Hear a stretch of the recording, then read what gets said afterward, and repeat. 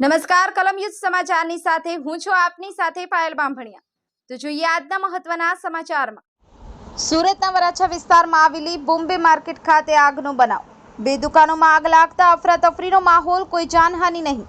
ઘટના સ્થળે 8 થી વધારે ફાયર ગાડી ઉપસ્થિત। બ્યુરો રિપોર્ટ, કલમ યુદ્ધ સમાચાર, સુરત।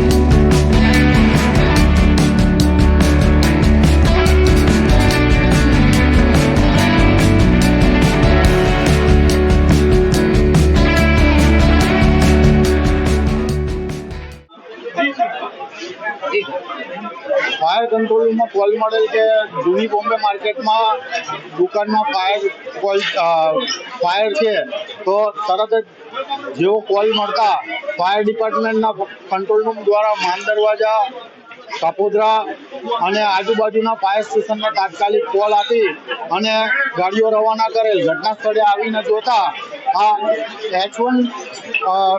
H1 નામ નંબરની દુકાન છે, H1 બ્લોકમાં એ દુકાનની અંદર ફાયર કન્ટિન્યુ ચાલુ હતી અને આવીને તરત જ ઘટના સ્થળે ફાયર ઉપર કંટ્રોલ કરી લેવામાં આવ્યો છે। હાલ કેટલી નુકસાની અને પ્રાથમિક વિગત શું મળી?